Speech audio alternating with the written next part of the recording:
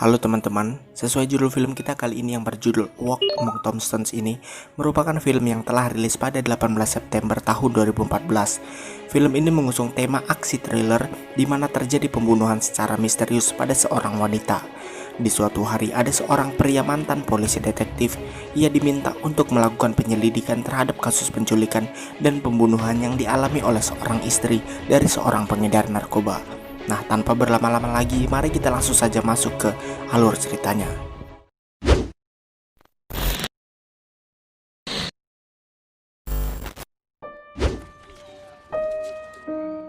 Cerita akan bermula pada seorang pria bernama Matt yang sedang minum di sebuah bar. Namun datanglah dua orang pria merampok bar tersebut hingga membunuh si pemilik bar. Matt yang menyaksikan kejadian itu pun langsung mengejar dan membunuh para penjahat tersebut. Namun karena aksinya itu ia tidak menyadari bahwa ada tembakannya yang melesat hingga membunuh seorang anak di tempat itu.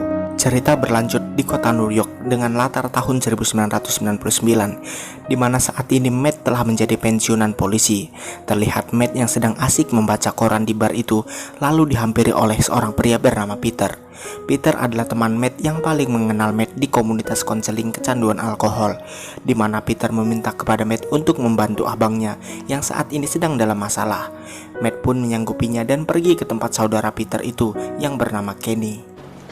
Hey Kenny.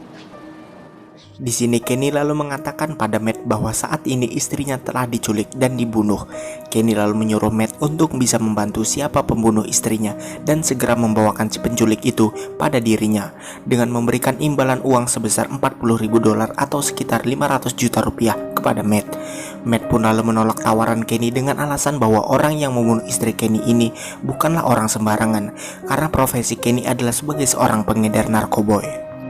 Esoknya Kenny membujuk Matt dengan datang ke rumahnya dan menceritakan penculikan yang sebenarnya terjadi pada istrinya. Ia menjelaskan bahwa saat itu si penculik tersebut mengancam harus membawa uang untuk menukarkan dengan istrinya. Akan tetapi penculik tersebut mengingkari janjinya dengan membunuh dan memutilasi istri Kenny. Kenny lalu memberikan sebuah rekaman suara penculikan yang ditinggalkan penculik di mobil tempat mayat istrinya ditemukan. Matt lalu memutarnya dan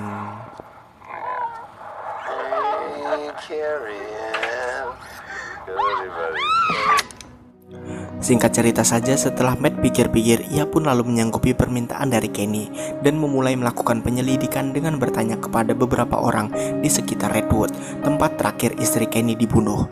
Karena kurangnya informasi mengenai penculik tersebut, Matt lalu pergi ke sebuah perpustakaan untuk mencari informasi berkaitan dengan penculik tersebut dengan bantuan TG, yaitu bocah yang baru dia temui di perpustakaan ini. Matt lalu menemukan dua kasus, yaitu pembunuhan juga baru-baru ini yang mirip seperti terjadi pada istri Kenny. Dua kasus tersebut yaitu kasus wanita bernama Lila dan Mary yang sama-sama telah menjadi korban mutilasi. Dengan modal informasi yang Matt dapatkan, besoknya ia pergi bergegas ke Universitas Brooklyn, tempat kasus mutilasi Lila terjadi. Di Universitas Brooklyn ini, dia bertemu dengan Jonas, salah satu penjaga di universitas tersebut. Matt menanyakan beberapa hal kepada Jonas tentang kejadian pembunuhan Lila. Karena jawaban kurang memuaskan dan tingkahnya yang cukup mencurigakan dari Jonas, Matt pun menguntitinya sampai ke rumah Jonas.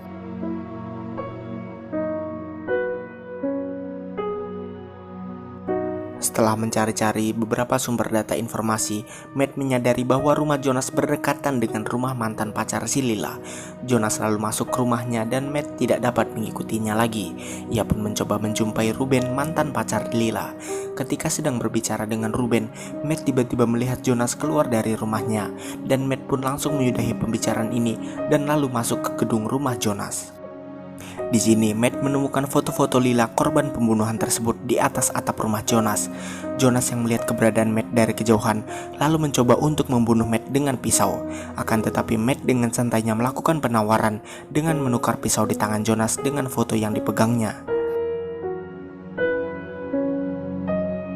Di sini Jonas lalu berkata pada Matt bahwa dia sudah bertemu dengan penculik tersebut di sebuah tempat pemutaran video, bahwa kedua penculik tersebut mengaku pekerjaannya sebagai dia atau sejenis kepolisian gitulah.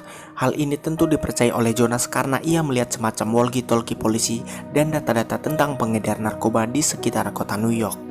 Jonas sebenarnya ingin berencana untuk menyelamatkan Lila dari Ruben, sang pengedar narkoba itu. Ia pun lalu memberitahukan pada dua orang tersebut. Namun ternyata ia salah menduga, yang dikiranya baik ternyata adalah psikopat, di mana dua orang itu lalu menangkap Lila dan mereka malah menyiksanya.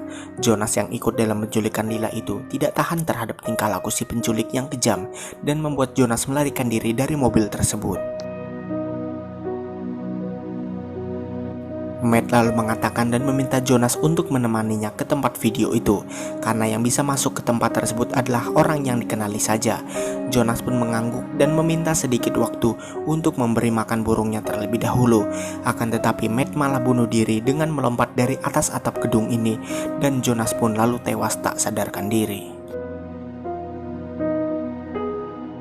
Di sisi lain, para penculik yang diceritakan oleh Jonas tadi sedang mengintai terhadap salah satu keluarga. Tampak terlihat bahwa penculik tersebut akan menjalankan rencana selanjutnya, hingga akhirnya mereka menemukan target yang sesuai, yaitu seorang anak cantik menggunakan pakaian merah.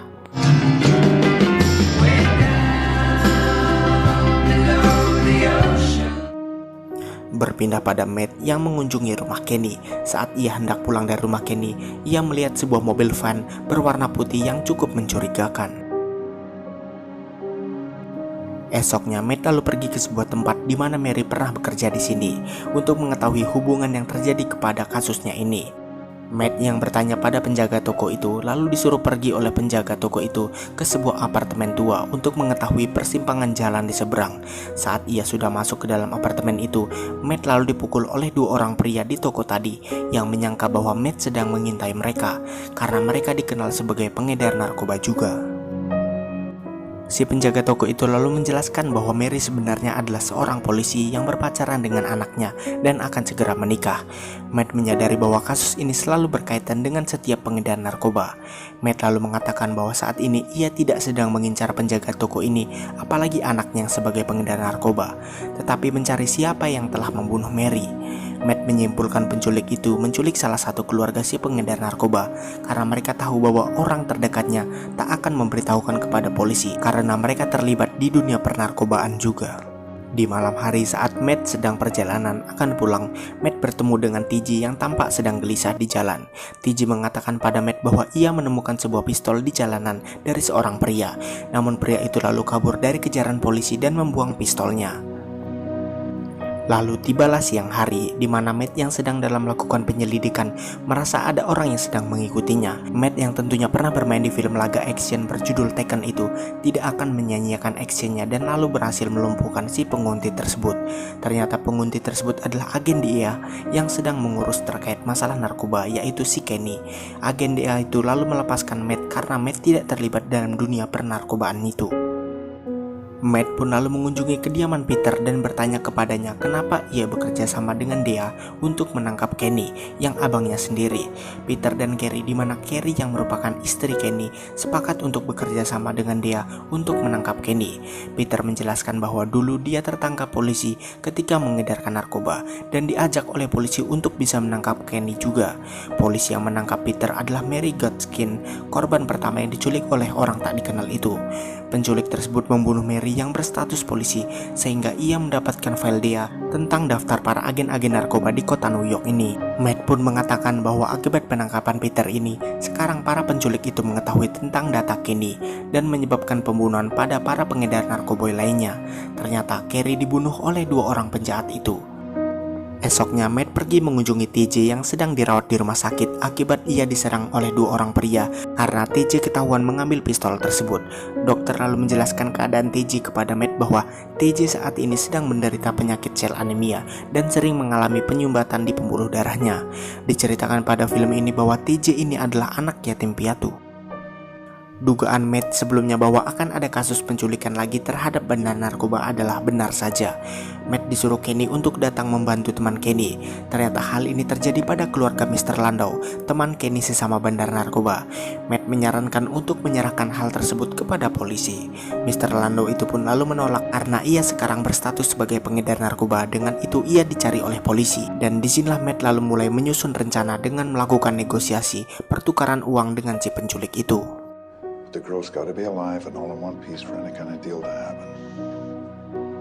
Matt yang akan melakukan pertukaran dengan uang itu, di mana uang itu nantinya akan dicampur dengan uang palsu dari Peter dan Kenny. Esok saat malam hari tiba, Matt lalu mendatangi para penculik itu bersama dengan Mr. Landau, Kenny, Peter, dan TG yang sedang bersembunyi. Rekan penculik itu lalu mengambil uangnya dan berhasil menukarkan dengan putri dari Mr. Landau. Karena rekan dari penjahat tadi mengetahui bahwa ternyata beberapa dari uang ini adalah benar saja palsu, hingga terjadilah adegan tembak-menembak di antara mereka.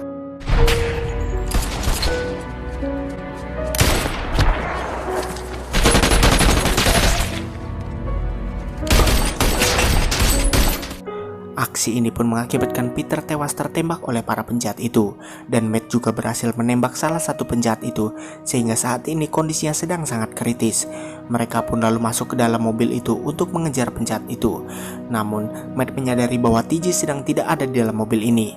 Ia pun lalu menghubungi TG bahwa saat ini TG sedang berada di mobil para penjahat itu, dan TG memberitahukan lokasi keberadaannya sekarang di rumah penjahat ini. Matt dan Kenny lalu menuju ke rumah penjahat itu. Saat TJ yang berada dekat dengan rumah ini, tidak sengaja ia melihat melalui sebuah jendela bahwa rekannya itu malah membunuh rekannya sendiri yang sedang sekarat akibat luka tembakan tadi. Matt dan Kenny yang telah tiba di rumah tersebut lalu masuk ke dalam dan berhasil menangkap si pembunuh itu. Kenny yang ingin menembak penjahat itu lalu diingatkan oleh Matt bahwa ia sebaiknya merelakan penculik tersebut kepada polisi karena hukumannya pasti akan sangat berat, bahkan 3 kali hukuman seumur hidup. Kenny pun lalu tidak menyetujui hal tersebut dan ingin sendiri untuk bisa menyiksa dan membunuh penculik tersebut. Matt lalu keluar dari rumah ini untuk mengantar TJ pada taksi. Ternyata saat Kenny yang turun ke lantai bawah mencari pisau itu telah mati terbunuh oleh si penjahat. Matt yang masuk ke dalam rumah ini lalu terjadilah pertarungan di antara mereka yang akhirnya dimenangkan oleh Matt. Untuk lebih serunya mari kita simak saja cuplikan videonya berikut ini.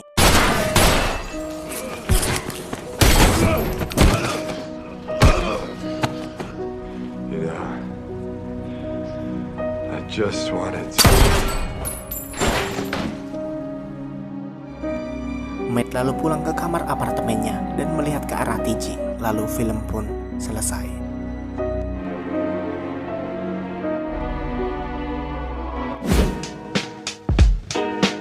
Untuk arti film ini bisa kita ketahui bahwa kedua pembunuh itu memanglah salah satu manusia yang masuk dalam golongan psikopat.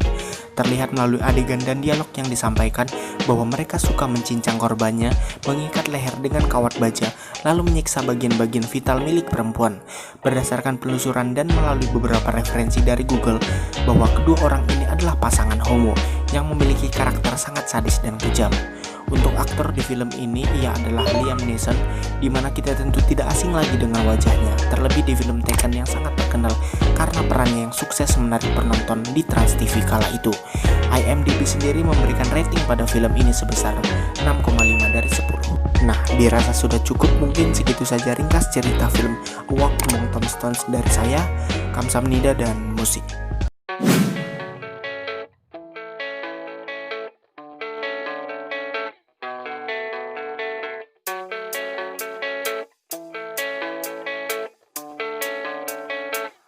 Yeah, I don't believe in destiny, I just do what's best for me. Don't listen to my enemies, they're just full of jealousy. Yeah, this legacy, you gon' see what's left of me. You gon' see success in me, you ain't seen the rest of me. I just wanna be the best at what I know, better than the rest, just watch me grow. Put me to the test and watch me go, this is my quest, I'ma make it.